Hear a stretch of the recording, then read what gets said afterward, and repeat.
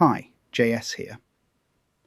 Stop scrolling for a few minutes and let me narrate a passage from The Order of Draic, which I particularly enjoyed writing. Are you sitting comfortably? Good. Then I shall begin. The Chippy was the local name for the Carpenter's Arms, which was on a lesser walked side road in Soho. It was a proper boozer. London had become overrun with anonymous chains, family-friendly pubs and Irish-themed bars. The Chippy looked like it had not seen a lick of paint or had its carpet cleaned since the 1970s. It had a dartboard, billiard table and booths.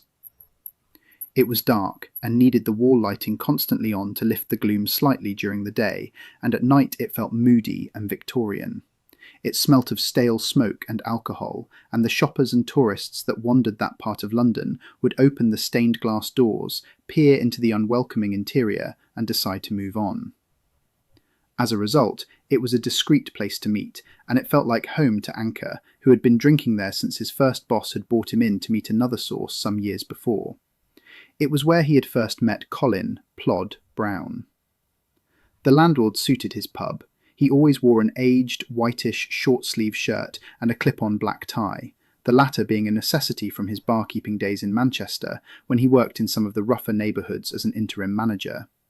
He was probably in his 60s, but his thick neck and the way he carried himself showed that in his prime he was a man of some physicality. He wasn't unkempt, just a bit past his sell-by date. He looked up as Anchor walked in. "The bishop's finger is off. Just changed the barrel on the Guinness."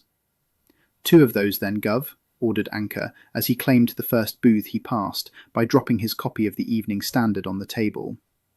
"Meeting Plod for a catch-up," he said, picking up the drinks and returning to his table. "I'll settle up when I leave." Gov grunted and returned to reviewing the Racing Post. "I shall end my reading there.